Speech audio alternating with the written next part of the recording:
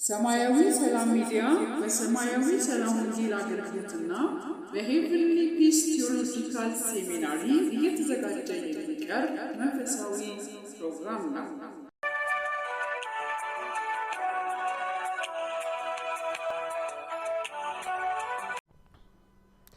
ሰላም የእግዚአብሔር ቤተሰቦች እንደምን ከረማችሁ? እንደገና እግዚአብሔር ረድቶን ዛሬ አዲስ ትምህርትና አዲስ የጸሎት አርዕስት ይዘን መጥተናል። እግዚአብሔር ደግሞ በሁሉም ነገር ይረዳናል። የዛሬ ትምህርታችን ቁጥር 1 ብለን የምንጀምረው መርገም ከሕይወትህ መስበር። መጽሐፍ ቅዱስ ሲናገር እግዚአብሔር ራስ ያደርግሃል እንጂ ጅራት አያደርግህም፣ ሁል ጊዜም በላይ እንጂ በታች አትሆንም ይላል። ዘዳግም ምዕራፍ 28 ቁጥር 13 እና 14። ይሄ የሆነ ታዲያ መርገም ምንድን ነው? ከክርስቲያኖች ጋር ምን ያገናኘዋል? ወደ ዋና ሐሳባችን ከመግባታችን በፊት መርገም ምንድን ነው?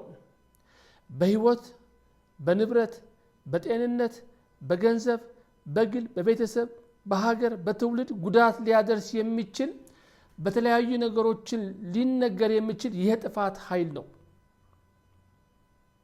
ይህ የጥፋት ኃይል በተለያዩ ሰዎች ሊነገር ይችላል። በጸሎት፣ በጥንቆላና ድግምት ኃይል፣ የክፋት ስራዎች ኃይል በእግዚአብሔርና በእግዚአብሔር ሰዎች ሊነገር ይችላል። ነገር ግን የብዙዎቻችን ጥያቄ የአዲስ ኪዳን አማኞችና አገልጋዮች መርገም በእኛ ላይ ይሰራል ወይ? ከመርገም ነፃ አይደለንም ወይ? መጽሐፍ ቅዱስ ሲናገር ጌታ ኢየሱስ እንደ ግል አዳኝ አድርገህ መቀበልህ ከመርገም ሊያጠቃህ ይችላል ወይስ ከመርገም ነፃ ነህ የሚለውን መልስ በትክክል ማግኘት አለበት። መጽሐፍ ቅዱስ ክርስቶስ ከሕግ መርገም ነፃ አወጣን። ገላትያ ምዕራፍ 3 ቁጥር 13 ላይ እንዲሁም አንደኛ ጴጥሮስ ምዕራፍ 2 ቁጥር 24 ላይ በኃጢአት ሞትን በጽድቅ እንድንኖር እርሱ ራሱ በስጋው ኃጢአታችን በእንጨት ላይ ተሸክሞ በመገረፉ ቁስል ተፈውሳችኋል። ይህንን የእግዚአብሔር ቃል እያለ ለምንድን ነው በሕይወታችን ላይ በሽታ፣ የኃጢአት ውጤት፣ ድህነት፣ ጉስቁልና፣ ድንቁርና፣ ሌሎችም ማንፈልጋቸው ነገሮችን የሚያጠቁን? በትክክል ክርስቲያን ጌታ ኢየሱስ ክርስቶስ እንደ አዳኙ አድርጎ ከተቀበለ መርገም ነፃ ነው። መርገም በሱ ላይ አይሰራም። ክርስቲያን ጌታ ሲቀበል የልጅነት መብት አግኝተዋል። ክርስቲያን ስለ ኃጢአት ይቅርታ በመጠየቅ ንስሐ በመግባት የዘላለም ሕይወት አግኝተዋል። ነገር ግን አንዳንድ ጊዜ ለእግዚአብሔር አለመታዘዝ፣ ለመንፈስ ቅዱስ ባለመገዛትም በሕይወታችን መከራ ልናገኝ እንችላለን። ስለዚህ መርገም በተለያዩ መንገዶች ወደ ሕይወታችን ይመጣሉ። ነገር ግን በአንድ መንገድ በጌታ በኢየሱስ ክርስቶስ ስም ብቻ ይሰበራል። ኢየሱስ ከሕግ እርግማን ነፃ አወጣን። በእንጨት የሚሰቀል ሁሉ የተረገመ ነው ይላል ዘዳግም ምዕራፍ 21 ቁጥር 23። ክርስቶስ ስለ እኛ እርግማን ሆኖ ከሕግ እርግማን ዋጀን።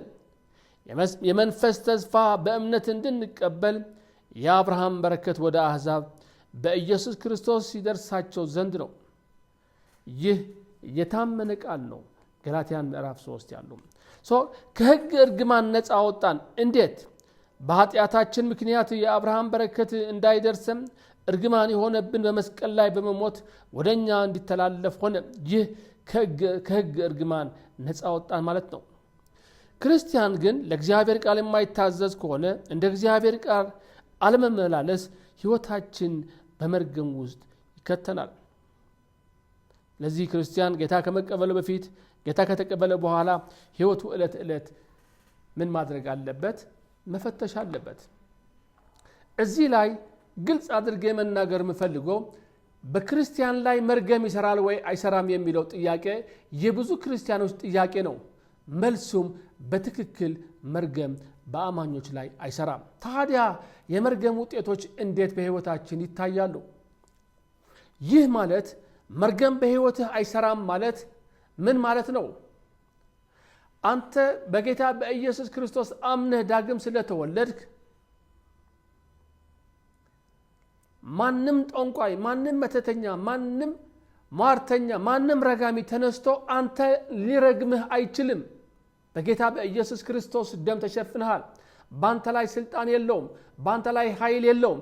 ነገር ግን ይህ ማለት በራስህ ኃጢአት፣ በራስህ ልምምድ፣ በራስህ ህይወት፣ በራስህ ቤተሰብ ያመጣሃቸው ነገሮች ግን ባንተ ህይወት አይሰሩም ማለት አይደለም። ልዩነቱ ይሄ ነው። ረጋሚዎች አይረግምህም ነው የተባለው እንጂ በራስህ ምክንያት የምታመጣቸው መርገሞች ግን ባንተ ላይ ይሰራሉ። ለዚህ ነው ትልቁ ስህተታችን። ስለዚህ ረጋሚ አይረግመንም፣ ነገር ግን ህይወታችን መፈተሽ አለብን። በራሳችን ምክንያት፣ በራሳችን ስህተት፣ በራሳችን ኃጢአት፣ በራሳችን ነገር የምናመጣቸው ነገሮች ግን ሁሌ በእኛ ላይ አደጋ ያደርሳሉ። ይህንን ትምህርት ከሰማን ወደ አንድ ነገር እንመለስ። አሁን ይህንን ትምህርትና ጸሎትም ነፃ መውጣትም ነው። ለምሳሌ በአንድ ቦታ፣ በአንድ ቤተ ክርስቲያን ወይም ደግሞ በአንድ የሥራ ቦታ ላይ ሁለት ሰዎችን ተመሳሳይ የትምህርት ደረጃ ያላቸው፣ የዕድሜ ክልል የሚገኙ፣ አንድ አይነት አስተዳደግ ያላቸው እነዚህ ሁለት ሰዎች ታታሪ ሰራተኞች፣ ህይወታቸውን ለማሻሻል የሚጥሩ፣ ቤተሰቦቻቸውን ለመርዳት ላይታቸው የሚሉ፣ በቅድስና እግዚአብሔር በመፍራት የሚኖሩ፣ ነገር ግን የሚታይ ነገር መካድ የሌለብን ነገር አለ። አንደኛው የተሳካ ህይወት ይመራል። ህይወቱ ሁሌ በብርሃን ይመላለሳል። ትዳር ካለው ደስተኛ ትዳር ይኖረዋል። በተደጋጋሚ በበሽታና በመከራ አይጠቃም። ቤተሰቡ የተባረኩ ይሆናሉ። ሚስቱ የተባረከች፣ ቤቱ የተባረከ፣ ልጆቹ የተባረኩ ይሆናሉ። የገንዘብ እጥረት በተለያዩ አደጋና የምናምን አያጋጥነውም። ሌላኛው ወንድም ወይም ሌላኛው ሰው ደግሞ በትክክል ህይወቱ እየመራ በህይወቱ አንዳች ነገር አይሳካለትም። ሁሌ ከዚህ የተነሳ በጨለማ የሚመላለስ ይመስለዋል። ህይወቱ ተስፋ የቆረጠ ህይወት ይሆነዋል። በበሽታ በጉስቁልና ከመመላለስ የተነሳ የፋይናንስ እጥረት ያጋጥመዋል። ይህንን የገንዘብ እጥረት ደስተኛ ትዳር፣ ደስተኛ ህይወት፣ ደስተኛ የሆነ ነገር እንዳይኖረው ያደርገዋል። ለምን እነዚህ ሁለቱ ሰዎች በተለያዩ ህይወት ይኖራሉ? ለምን አንዱ በብርሃን ሌላኛው በጨለማ ይመላለሳል? ለምን በሁለቱ ክርስቲያኖች ልዩነት መጣ? ወይም ለምን በሁለት ሰዎች ላይ ልዩነት መጣ? ለምን እነዚህ የጨለማና የብርሃን ኃይሎች ለሁለቱ ድብቅ ሆኑ? ለምን በብርሃንና በጨለማ መመላለስ ሆነ? ምክንያቱስ ምንድነው? ለምን አንዳንዱ በምድር ላይ ሲመላለስ መንፈሳዊ ህይወቱንም ምድራዊ ህይወቱንም የታሰረ ይሆናል፣ ሌላኛው ደግሞ በበረከት እየተመላለሰ ለምን ስኬት አያገኝም? ህይወቱ በጨለማ የሚመላለስ ሰው ስራው በትክክል ይሰራል፣ በቅድስና ይመላለሳል፣ ስራው በሚገባ ይሰራል፣ ኑሮ ለማሻሻል ይጥራል፣ ታታሪ ሰራተኛ ነው። ቢሆንም ዓላማው ፍጻሜ ላይ አያደርስም። ነገሩ በስተመጨረሻው ጨነግፋል፣ ወይም አይሆንለትም፣ ወይም አይሳካለትም። በስራው በትምህርቱ ፍሬ አያይም። ትዳሩ ሁሌ ጭቅጭቅና የማይሞላ ይሆናል። በሽታና አደጋ ሁሌ ከቤቱ ከቤተሰቡ አይለይም። ገንዘብ ያገኛል፣ በተለያየ ምክንያት ከእጅ ይወጣል። ለምን? ህይወቱ ሁሌ ወደ ታች ይሆናል፣ ይጥራል፣ ነገር ግን ፍሬ አያይም፣ ኑሮ አይሳካለትም። ህይወቱ በበሽታ በብክንነት ባለመሳካት ተስፋ መቁረጥ የተከበበ ይሆናል። ይህ አይነት ሰው በህይወቱ የሚጻረረው ኃይል እንዳለ ይገባዋል፣ ነገር ግን ለይቶ ማወቅ አይችልም። አንድ ኃይል እንደራሱ ጥላ እየተከታተለ የሚያጠቃው እንደሆነ ይገባዋል። የተሰወረ እጅ እየተከታተለ የሱ ነገር የሚያበላሽ ይመስለዋል ወይም ደግሞ ያንን ጠንካራ እጅ ፊት ለፊቱ እየወጣ በሮችን የሚዘጋ ይመስለዋል ህይወቱ በአንድ ትልቅ የጦር ሜዳ ውጊያ ውስጥ እንዳለ ይገባዋል ነገር ግን ጠላቱ ማን እንደሆነ ለይቶ አያውቀው በህይወቱ ሁሌ ተስፋ መቁረጥና ትካዜ ይሆናል በእነዚህ አይነት ህይወት የሚመላለሱ ሰዎች ሁሉ ጊዜ ለምን በሚል የተሟላ ጥያቄ አላቸው ለምን እኔ ብቻ ለምን የኔ ቤተሰብ ብቻ ለምን የኔ እድል ብቻ ለምን የኔ ስራ ብቻ ለምን እኔ ብቻ ለምን ህይወታችን ብቻ ለምን እኛ ብቻ ለምን የሚል ጥያቄ አንዳች ነገርም ስኬት አያገኝም ህይወቱ ሁሉ ጊዜ ለምን በሚል የተሟላ ይሆናል ከሚሰራው ከሚያቅደው አንድን እንኳን አይሳካለትም ወደ ኋላ ሲመለስም ምናልባት ቤተሰቦቹን ሲጠይቅ በህይወቱ አባቴም እንዲህ ነበር ወይም አባቴ እንዲህ ነበር ወይም እናቴ እንዲህ ነበረች በቤተሰባችን በወንድሜ በእህቴ በተለያዩ ቤተሰቦች ይህንን ነገር እየተከታተለና የሚደጋገም ነው የሚል መልስ ያገኛል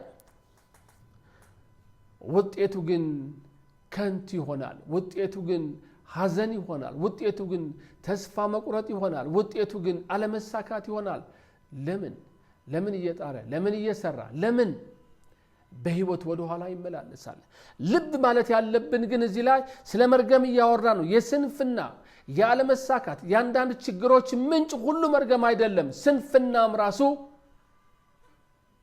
ራሱ የቻለ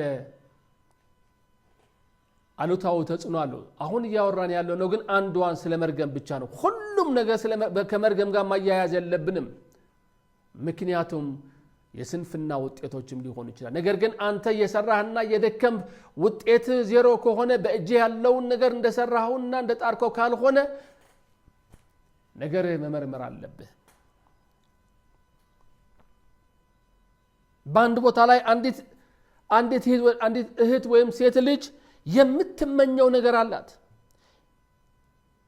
ሊኖራት የሚችል የከበረ ትዳር የተባረኩ ልጆች ደስተኛ ቤተሰብ የከበረ ስራ ደስተኛ ህይወት የተሳካ ህይወት የሚያከብራት ቤት የሚያከብራት ባለቤት ቤተሰቦችን የሚያከብራት ነገር ግን የሚያጋጥማት በአንጻር ይሆናል ወይ ምናልባት ከትዳር በፊት ሳታስበው እርግዝና እናቱ ወሊድ ያጋጥማል ወይም ደግሞ ተስፋ የሚያስቆርጥ ህይወት የፈረሰ ትዳር ጨካኝ ባል የማይታዘዙ ልጆች ባልዋንቱታ የሚጠፋ ድህነት በሽታ ህይወትን የሚያጎሳቁል የተመኘችው ሳይሆን ያልተመኘችው ነገር በህይወቷ ያጋጥሟታል አንዳንድ ወንድ ልጆችም እንደዚህ የከበረ ስራ ይመኛሉ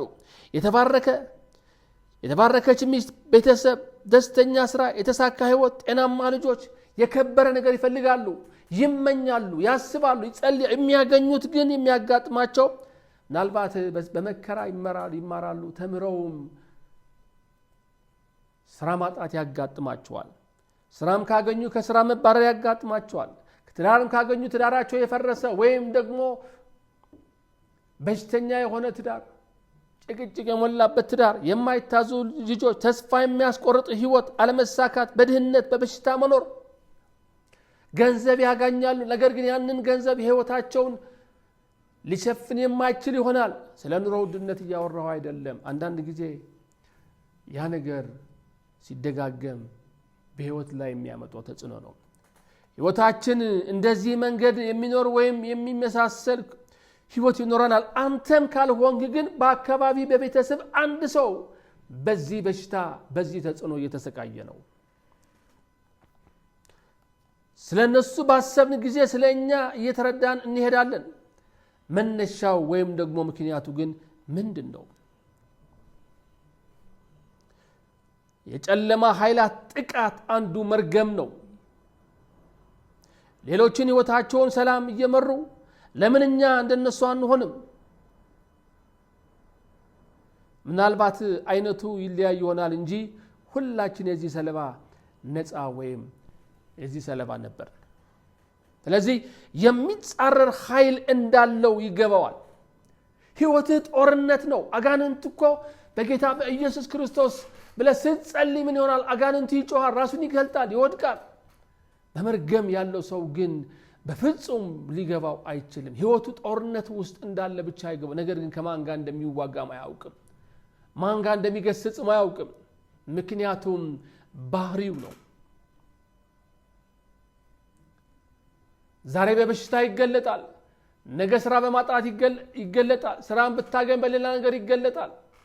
በማጣት ባለመከናወን ተስፋ ልክ ቅርጹንና ጥቃቱን እየለያየ ህይወትህን በዚህ መከራ እንድታልፍ ያደርጋል።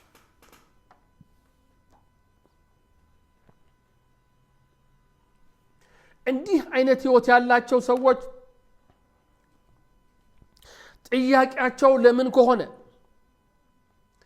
ህይወታቸው፣ ትዳራቸው፣ ስራቸው ውጊያ ሞላበት ከሆነ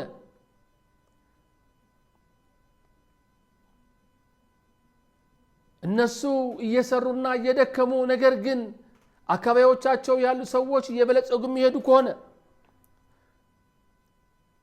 በአንድ አይነት ጥቃት በተመሳሳይ የሚጠቁ ከሆነ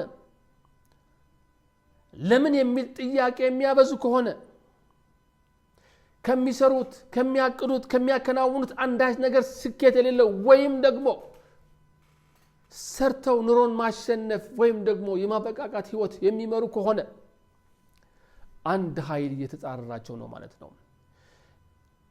ያንን ኃይል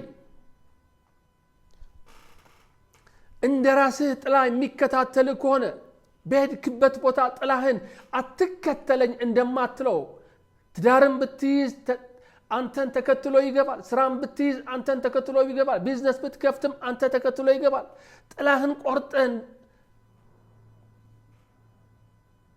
አትከተለኝ እንደማትል መርገምም እንደዛም ካልሰበርከው እየተከታተለ ይሰብርሃል። አንድ ነገር ይከታተለኛል ግን አላወቅኩትም። የሆነ ጠንካራ እጅ አለ እኔን የሚከታተል። ያንን እጅ አባቴን እንደዚህ አስቆሞኝ ነበር። የሆነ ነገር መጨረሻ ስትደርስ አንገትን ይዞ የሚያስቆም ወይም ደግሞ ሌሎች ተከፍቶላቸው እኔንም ከዚህ በኋላ እንዲሆናል ልክ ስታስብ ያንተ ነገር ሲደርስ የሚዘጋ ያ ጠንካራ እጅ፣ የተሰወረ እጅ። ከዚህ የተነሳ በህይወት ሁሌ ተስፋ መቁረጥና ትካዜ፣ በህይወት ሁሌ ሰላምን ማጣት፣ በህይወት ሁሌ ስኬትን አለማየት፣ ሰዎች ሲደሰቱ ሲሳካላቸው በእግዚአብሔር ቤት እንኳን ሆነ እግዚአብሔር ሆይ ስለነሱ እግዚአብሔር እኔ ግን ለምን እንደዚህ አይሆንልኝም?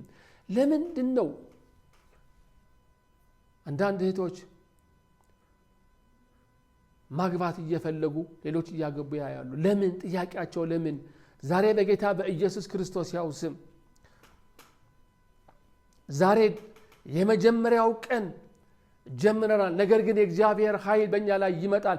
ለምን የምንለው ጥያቄ በኢየሱስ ክርስቶስም ከዚህ በኋላ ይሰበራል። በጌታ በኢየሱስ ክርስቶስ ያው ስም በብዙ አይነት መንገድ የምታልፉ ህይወታችሁ እንደዚሁ ጦርነት ሆኖ የሚሰማችሁ ሰዎች፣ ለምን በሚል ጥያቄ የተሟላችሁ ሰዎች ዛሬ እግዚአብሔር ስለናንተ ድልን ያደርጋል። ወደ ኋላ ተመልሰን ስላጠፋነው ጥፋት በእግዚአብሔር ፊት ንስሐ ከገባን እግዚአብሔር ከብዙ ነገር ያወጣን ዘንድ ነፃ ያወጣን ዘንድ የታመነ ነው። በጌታ በኢየሱስ ክርስቶስ ያው ስም የሰራዊት አምላክ እግዚአብሔር እኔና የሚሰሙን ወገኖችን ይዤ በፊትህ እቀርባለሁ። ለበደልንህ በደል ላጠፋነው ጥፋት እግዚአብሔር ሆይ ምህረት ታደርግልን ዘንድ እንጸልያለን። የምህረት አምላክ እግዚአብሔር ሆይ ምህረት አድርግልን። ኃጢአታችን በልጅ በጌታ በኢየሱስ ክርስቶስ ስም እጠበን። እንደገና በጌታ በፊትህ እንቆም ዘንድ የበደልናቸው ሰዎች ጌታ ሆይ በህይወትም ይኑሩ በህይወትም አይኑሩ እግዚአብሔር አንተ በዙፋንህ አለህና ጌታ ሆይ ምህረት እናደርጋለን። የበደሉን ሰዎች ጌታ ሆይ ምህረት እንጠይቃለን። የሰራዊት አምላክ እግዚአብሔር ሆይ ምህረት ስላደረክልን እናመሰግንሃለን። ምንም አይነት ጌታ ሆይ በእኛና በቤተሰቦቻችን መተላለፍ ካለ በጌታ በኢየሱስ ክርስቶስ ምህረት አድርግልን ዘንድ እንለምናለን። የሰራዊት አምላክ እግዚአብሔር ይህንን ስለምታደርግ አመሰግንሃለሁ። እግዚአብሔር ሆይ በጌታ በኢየሱስ ክርስቶስ ስም አመሰግንሃለሁ። ዛሬ በጌታ በኢየሱስ ክርስቶስ ያው ስም እግዚአብሔር እንደተናገረው እግዚአብሔር ራስ ያደርግሃል እንጂ ጅራት አያደርግህም ሁሉ ጊዜም በላይ እንጂ በታች አትሆንም ተብሎ እንደተጻፈ ራስ መሆን ሲገባ ጅራት ይሆንክ ፊተኛው መሆን ሲገባ ኋለኛው ይሆንክ ስኬት ዘመን የተበላ ነገር የተበላ በጥያቄ የተሞላ ወንድሜ እህቴ ዛሬ በጌታ በኢየሱስ ክርስቶስም እጸልያለሁ ከዚህ ሰዓት ጀምሮ የጨለማ ኃይላት ከአካባቢያችሁ ይውደቁ በኢየሱስ ክርስቶስ ያው ስም መርገም የሆነባችሁ ነገር ይሰበር ቀንበር ሁሉ ይሰበር በጌታ በኢየሱስ ክርስቶስ ስም እንደ ጥላ እየተከታተለ የእናንተን ነገር የሚያጠፋ ክፉ ነገር በኢየሱስ ክርስቶስም ዛሬ ይቆረጥ ኃይለኛው እጅ በኢየሱስ ክርስቶስም እየተከታተለ የእናንተን ነገር የሚያበቃ የእናንተን ነገር የሚቃወም ዛሬ በጌታ በኢየሱስ ክርስቶስም ይቆረጥ ከዚህ ቀን ጀምራችሁ ተነስታችሁ በኢየሱስ ክርስቶስ ያው ስም ከዚህ በኋላ አልተክዝም ከዚህ በኋላ በእግዚአብሔር ቤት እኖራለሁ በሰላምና በሰላም እግዚአብሔር አመልካለሁ የሚከታተለኝ ነገር በኢየሱስ ክርስቶስም ወድቀዋል ከዚህ ቀን ጀምሮ ከመርገም ነፃ ሆኛለሁ እኔና ቤተሰቦቼ ነፃ እንሆናለን ብላችሁ አውጁ የሰራዊት አምላክ እግዚአብሔር ይሄንን ስለሚያደርግ በጌታ በኢየሱስ ክርስቶስም አመሰግናለሁ ከዚህ በኋላ በኢየሱስ ክርስቶስ የተዘጉ በሮች ይከፈታሉ ቀንበር የሆነባችሁ ነገር ይሰበራል ሰንሰለት የሆነባችሁ ነገር ይበጣጠሳል የሚከታተላችሁ ይወድቃል በጌታ በኢየሱስ ክርስቶስ ሕይወታችሁ ጦርነቱ ነው ከማን ጋር እንደማትዋጉ ማታውቁት በኢየሱስ ክርስቶስም ዛሬ ጦርነቱን ያበቃል በጌታ በኢየሱስ ክርስቶስ እነዚህ የጨለማ ኃይላት በጌታ በኢየሱስ ክርስቶስም ከናንተ ይጥፉ ከአካባቢያችሁ ይበተኑ የጌታ የኢየሱስ ክርስቶስ ደም ይበትናቸው እናንተ ግን ከዚህ ቀን ጀምራችሁ ለበረከታችሁ በጌታ በኢየሱስ ክርስቶስ ስም መገስገስ ትጀምራላችሁ እናንተ ራስ እንጂ ጅራት አይደላችሁም እናንተ የበላይ እንጂ የበታች አይደላችሁም በጌታ በኢየሱስ ክርስቶስ ያው ስም ከዚህ ቀን ጀምራችሁ ነፃነታችሁን አውጁ ክብር ሁሉ ለእግዚአብሔር አብ ወልድ መንፈስ ቅዱስ ይሁን ጌታ ኢየሱስ ክርስቶስ ጌታ ነው አሜን